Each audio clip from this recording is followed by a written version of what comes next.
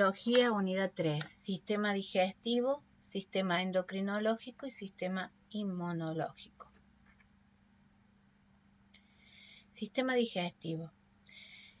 El sistema digestivo posee 4 funciones primordiales. Una función o un proceso mecánico de masticación, donde se realiza la ingestión. Un proceso químico, donde se realiza la secreción, mezclado y propulsión y digestión de los alimentos. Uno de absorción, donde se toman los nutrientes. Y uno de eliminación o defecación, donde se eliminan los desechos. Ahora bien, vamos a ver cada una de esas partes. La ingestión lleva los alimentos a la boca, la secreción libera agua, ácidos amortiguadores y enzimas, que también se les llama como proteínas, hacia el tubo digestivo. El mezclado de la propulsión fragmentan y desplazan los alimentos por el tubo digestivo. La digestión es el proceso mecánico y químico que desdobla los alimentos ingeridos en moléculas mucho más pequeñas. La absorción es el paso de los productos digeridos del tubo digestivo a la sangre y a la linfa. Defecación es la eliminación de heces del tubo digestivo. Como nosotros podemos ver, aquí está la acción mecánica, donde ingresa el alimento, la digestión, la absorción, la defecación.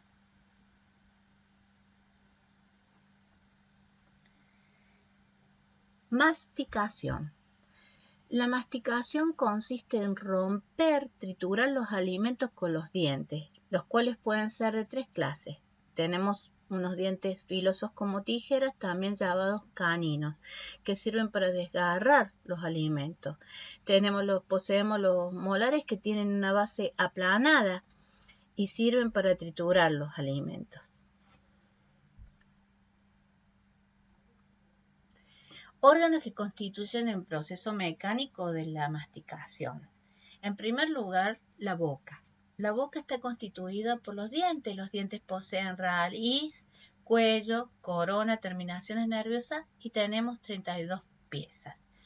Piezas que son diferentes en cuanto a forma, porque realizan diferentes funciones. Los caninos desgarran porque tienen una punta afilada, mientras que los molares trituran porque tienen una base plana. Lengua es un órgano que posee movilidad.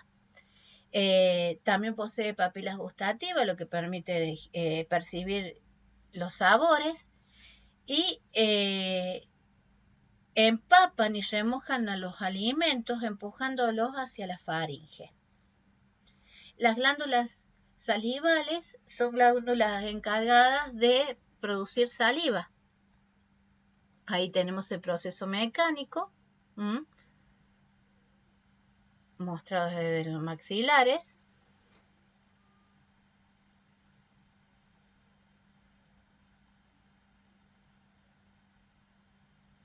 Y aquí tenemos el proceso de la masticación, cómo se remoja y lo mueve. Ahí pueden observar cómo se remoja por las glándulas salivales y cómo lo eleva la lengua empujándolo hacia la faringe. Mezcla. Los alimentos deben mezclarse con suficiente cantidad de saliva, líquido que está fabricado por las glándulas salivales, de manera que puedan empaparse bien y así facilitar su digestión. Los órganos que intervienen en la mezcla de alimentos son la lengua, las glándulas salivales. Estos órganos también facilitan la elaboración del bolo alimenticio, que es llevado a la faringe y luego al esófago. El esófago es un tubo alargado y hueco de paredes musculares, constituidas por músculos lisos. Su función es conducir los alimentos al estómago a través de movimientos llamados peristaltismos. Como nosotros podemos ver, Ahí vemos, conduce el bolo alimenticio hacia el estómago. Aquí lo vemos en forma un poco más lenta, con el movimiento peristáltico, este movimiento ondulatorio que permite que el alimento se mueva. Es ondulatorio elíptico, así, llamado peristaltismo. Aquí vemos que es un músculo liso. Ustedes recuerdan que los músculos lisos no los podíamos mover voluntariamente, sino que necesitábamos de que se muevan involuntariamente. Ellos solo realizaban la actividad, nosotros no los mandábamos. Ahí vemos el músculo liso, que está constituido del alimento, y acá lo vemos a nivel celular al músculo, las células y el músculo. Se necesita de músculos para poder realizar movimientos tales como el peristaltismo, que es un movimiento oscilante ondulatorio. Oscilante porque se repite el mismo movimiento en varios tramos del esófago. Digestión.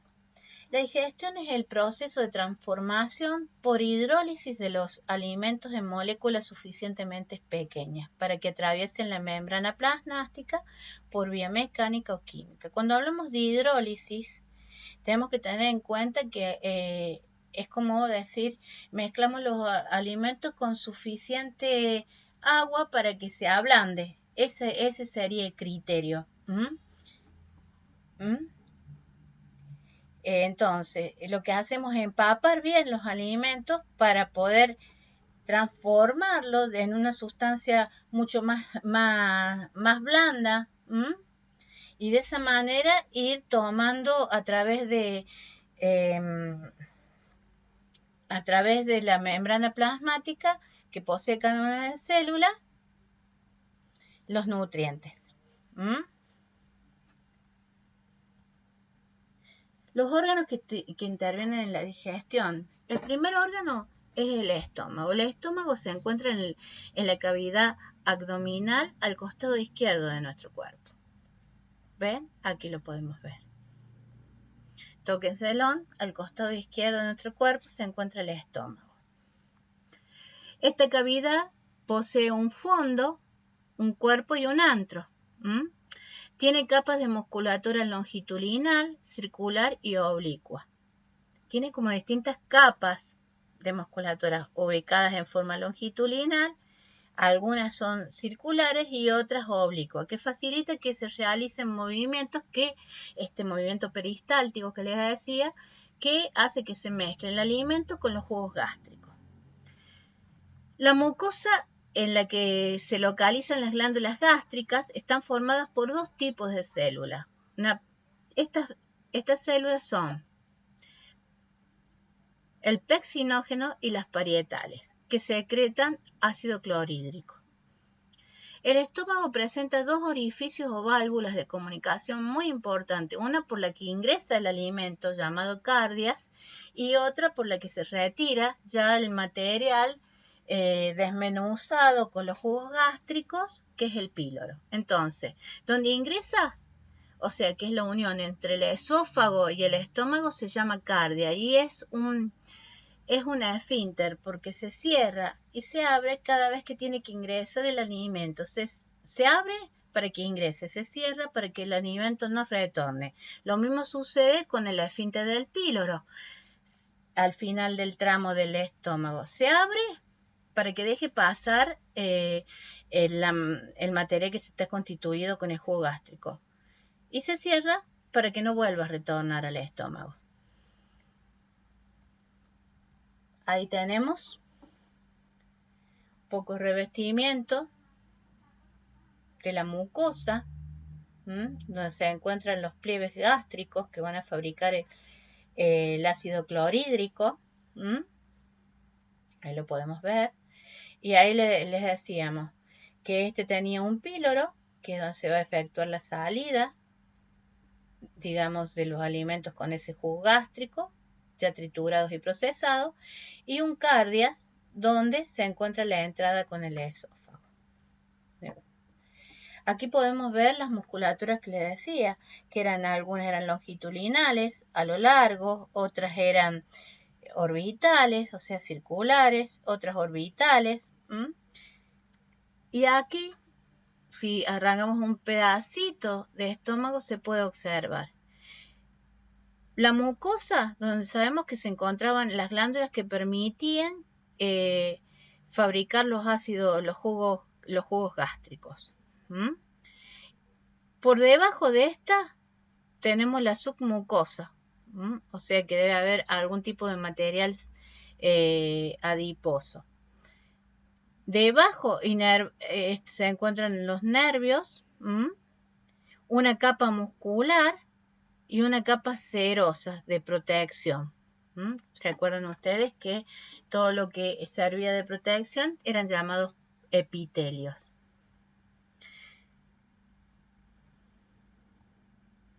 Movimientos del estómago. Los músculos del estómago producen un movimiento ondulatorio que hace que los alimentos se mezclen con los jugos gástricos y se transformen lentamente en una masa líquida y espesa llamada quimo. Los jugos gástricos secretados por el estómago y ayudados por los movimientos estomacales desmenuzan los alimentos y los separan en elementos más simples, tales como el azúcar, las proteínas, las grasas y las vitaminas. Los alimentos transformados en quimo deben pasar luego al intestino delgado a través del píloro. Ahí vamos a ver cómo se mezclan con los jugos gástricos, pasan al píloro. Acá lo vemos de nuevo, ya viendo ya la acción no como se mezcla, sino en movimiento ondulatorio oscilante, pueden observarlo, ondulatorio. Tiene que ser ondulatorio para que se extienda a todo el largo de la forma que tiene el estómago. No puede ser un movimiento longitudinal. Si el estómago tiene una forma más orbital, entonces tiene que ser ondulatorio en movimiento, también llamado peristaltismo.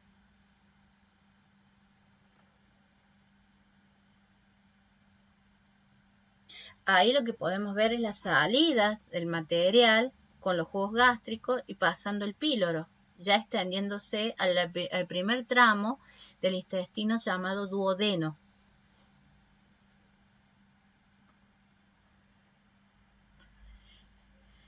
Ahora vamos a hablar de las glándulas que participan en la producción de los jugos gástricos. Una de las glándulas más importantes es el páncreas. El páncreas realiza dos funciones, una endocrina y la otra exocrina. Las exocrinas son las que producen enzimas y bicarbonato de sodio. Las enzimas son proteínas. Estas enzimas facilitan la digestión de nutrientes de naturaleza proteica, lípida o de hidratos de carbono en el duodeno. O sea, en el primer tramo que presenta el intestino delgado, es el duodeno. Y el bicarbonato lo que hace es neutralizar el pH del quimo estomacal, es decir, del alimento ya constituido con los jugos gástricos, son neutralizados a través del pH del bicarbonato, que ofrece un ambiente adecuado para que entren a trabajar, digamos, todas las acciones proteicas que le está brindando a través de las enzimas. Puntualmente las enzimas ayudan al intestino a poder, como quien dice, absorber las proteínas, las grasas y los hidratos de carbono. Eso en cuanto a la función exocrina. En cuanto a la función que posee el páncreas endocrina, el páncreas posee dos tipos de células, una alfa y beta, que lo que se encargan es de producir insulina y glucagón, que lo que hacen es tratar de mantener el azúcar en la sangre, mantienen los niveles de azúcar en la sangre.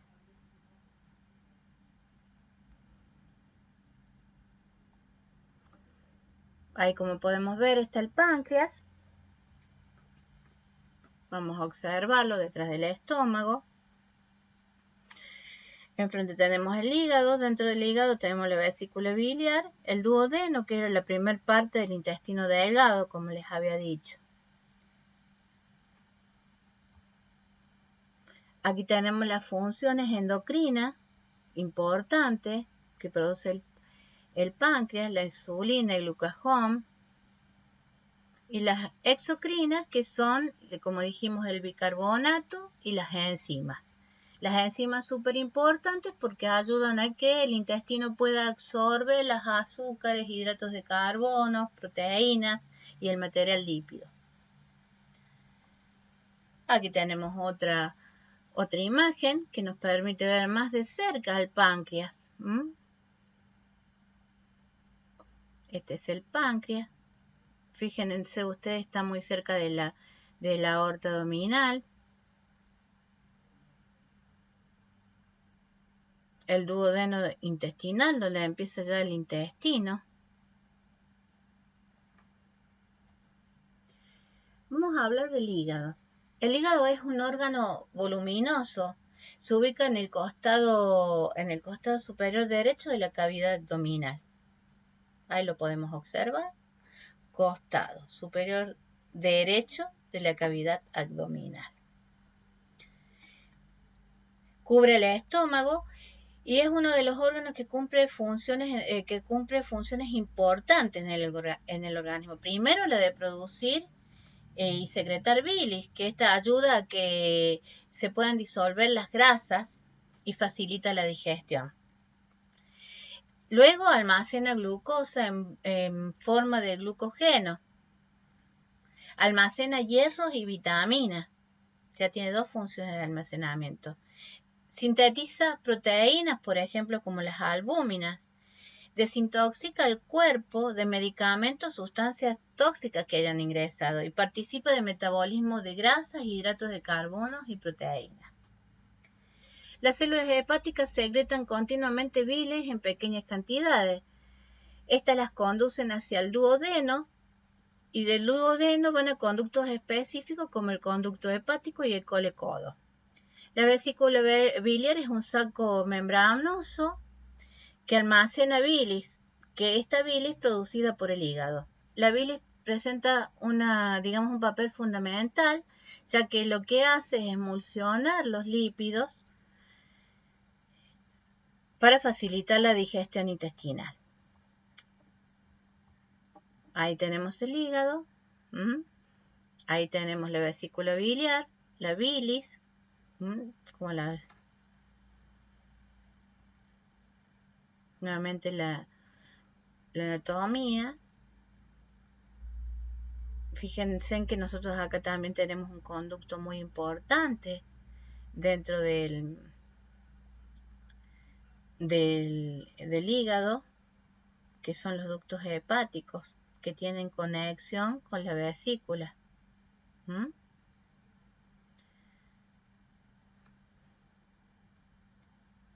Absorción es el paso de las sustancias nutritivas a la sangre y se producen en el intestino delgado.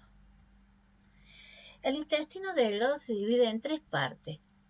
El primer tramo, que es la porción que se une con el estómago, llamado duodeno, el yeyuno, que está en la porción media del intestino, y el ilio, que está al final y se une con el intestino grueso. Ahí lo podemos ver. Duodeno, yeyuno y el duodeno, el yeyuno y el ilio. Se une bien, acá tienen la unión con el intestino grueso. También el intestino delgado produce movimientos peristálticos, pero tiene una particularidad. En su interior posee vellosidades o microvellosidades intestinales que están unidas a vasos sanguíneos y que es lo que permiten tomar todos los nutrientes y poder llevarlos tanto a vasos arteriales como venosos. Función. La colaboración de las bilis y de los jugos pancreáticos se completan en el intestino delgado, los cuales de este modo preparan preparan a los alimentos triturados y disueltos en partículas mucho más pequeñas para poder ser absorbidas por el intestino delgado. El paso de los alimentos a la sangre a través de las velocidades intestinales se le llama absorción. La absorción de los azúcares y proteínas sencillas y las grasas mezcladas con las bilis pasan primero a los vasos linfáticos para entrar luego al torrente sanguíneo. Es decir, que siempre vamos a tener primero la absorción de azúcares y proteínas, que es mucho más fácil su absorción que la de las grasas que están mezcladas con bilis. Estas primero van a pasar al torrente linfático y luego van a llegar a la sangre. Bueno, ahí tenemos un poco lo que estaba mostrando, las porciones del intestino, duodeno, jejunum, ilion. Y aquí tenemos, miren, fíjense, siguen siendo ondulatorios los movimientos peristálticos, tanto en el estómago como en el intestino y en el esófago son movimientos ondulatorios. Y eso se debe a la forma de los órganos, formas cilíndricas, ovoides. Bueno, aquí tenemos de nuevo el duodeno, el yeyuno y el ilio. Como nosotros podemos observar, aquí hay un fragmento de intestino delgado que muestra las microvellosidades y los capilares sanguíneos. Cómo van ingresando los nutrientes a los capilares sanguíneos. La defecación. La defecación es la expulsión de los residuos alimenticios al exterior. La parte de los alimentos que no pudo aprovecharse, el intestino grueso lo que hace es prepararla para su expulsión. El intestino grueso posee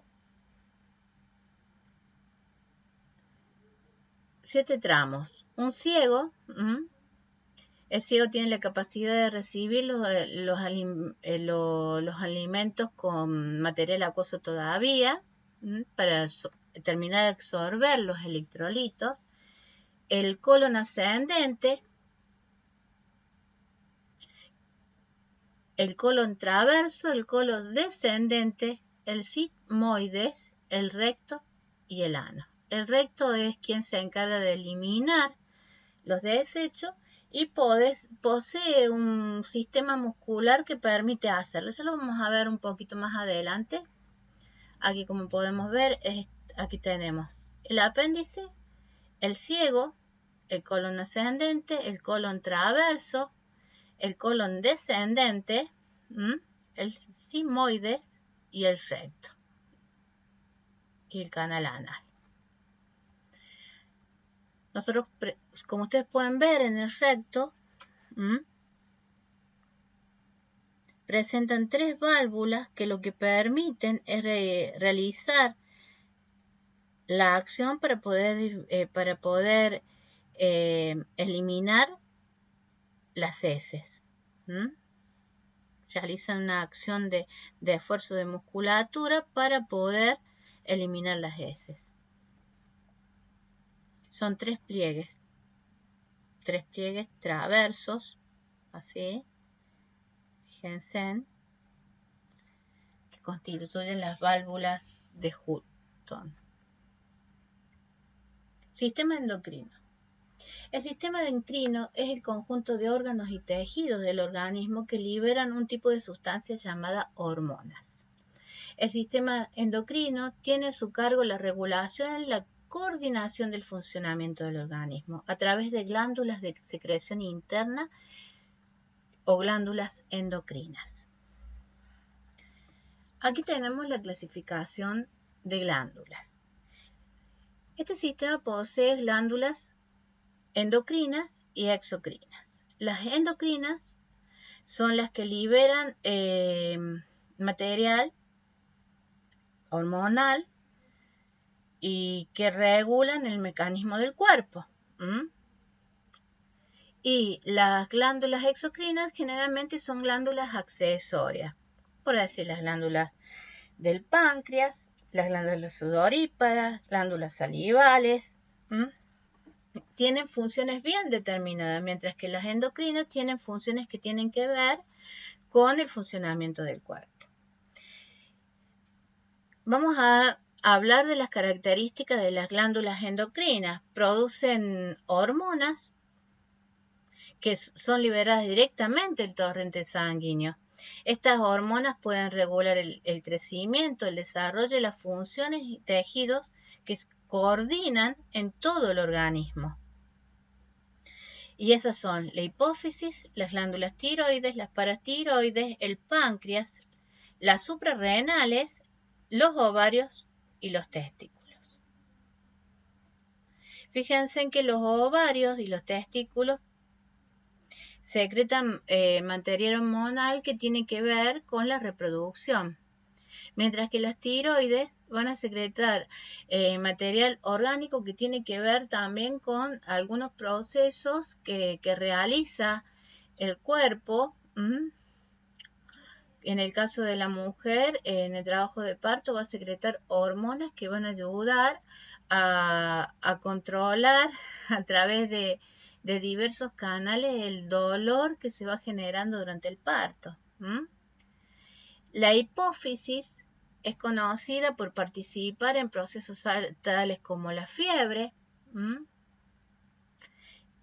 el páncreas, que genera hormonas que tienen que ver con los niveles de azúcar en sangre.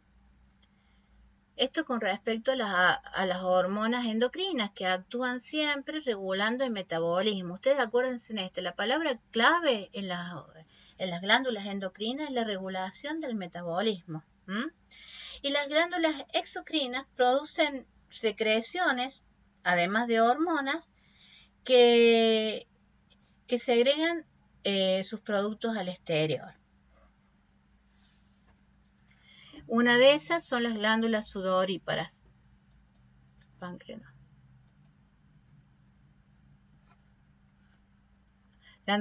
El páncreas no.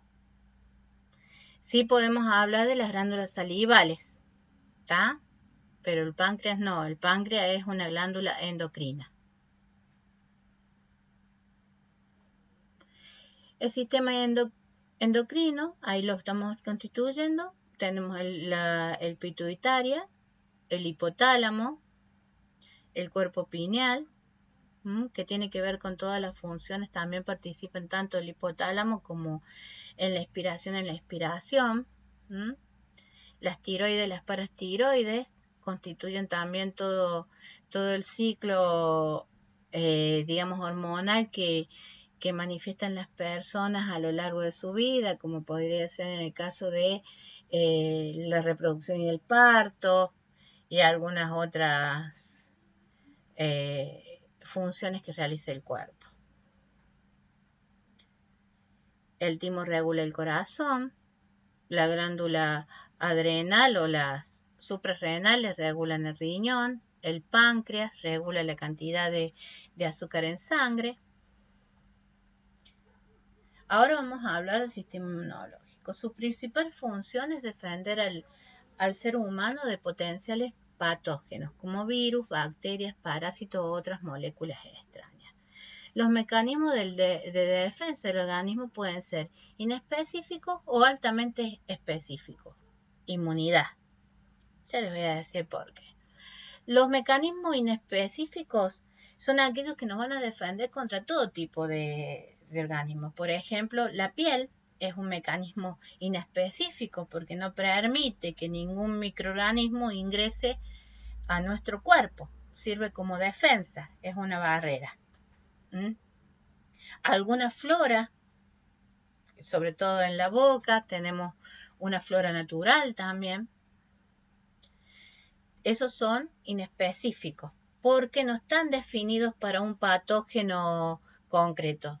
Nos defienden contra un montón de patógenos y son mecanismos de acción inespecíficas.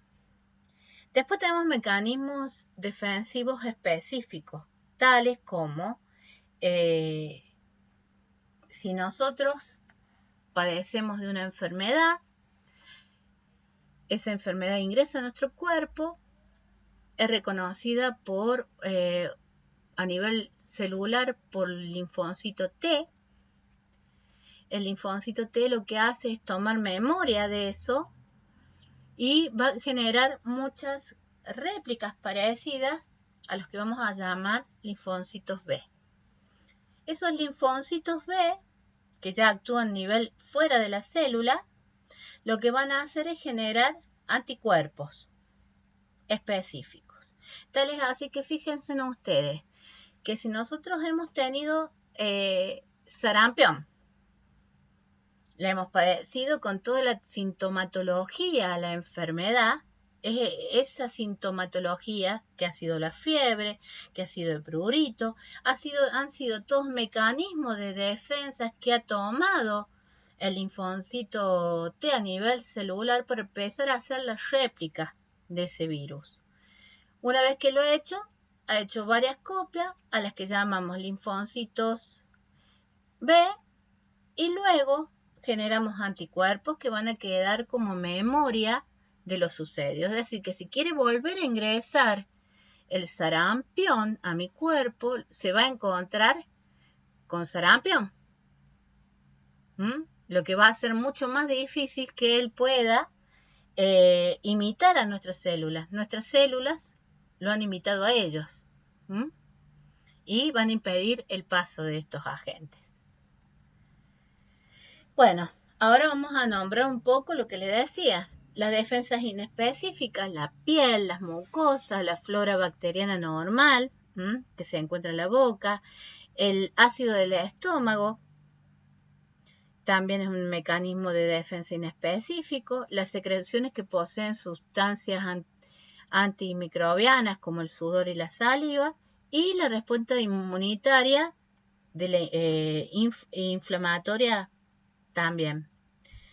Las defensas específicas son aquellas que pueden ser también provocadas, como lo dicen, en el caso de la vacuna o cuando hemos adquirido la enfermedad. Recuerden, tenemos el linfocito T que actúa a nivel celular, dentro de la célula, que imita el virus. Luego hace muchas copias a nivel extracelular por fuera de la célula, los que va a llamar linfocitos B, y estos linfocitos B va a generar muchísimos anticuerpos, cosa que cuando quiera volver a entrar el virus en nuestro cuerpo, se encuentre con copias del mismo y no pueda sobrevivir. Ustedes recuerden que para que un virus sobrevive necesita alimentarse de células vivas.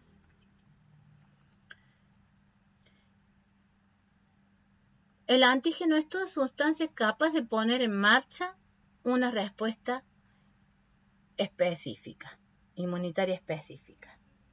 Los linfocitos T están encargados de una inmunidad celular, como le decían, y estimulan a células específicas que terminan destruyendo los antígenos.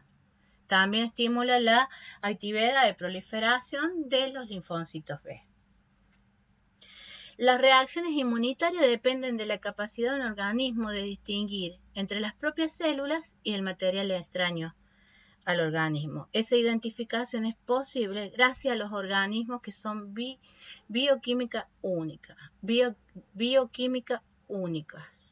es decir, que son únicos en su material químico. Ahí, como podemos ver, tenemos a nivel celular está el linfocito T, estos son los patógenos, que ha generado linfocitos B, y aquí tenemos los anticuerpos. Ahí se desprenden y empiezan a atacar a todos los patógenos. O sea, esto es muy fácil. A nivel celular, linfocitos T. A nivel extracelular, linfocitos B. Los linfocitos B son los encargados de generar los anticuerpos.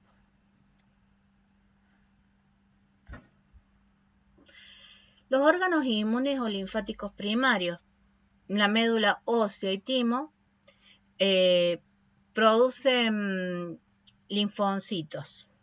Los órganos inmunes secundarios son el vaso, los ganglios linfáticos, tejidos linfoides asociados a mucosas. Se inician una respuesta, que atrapan y concentran los antígenos e interaccionan con las células para producir anticuerpos y actuar con las células.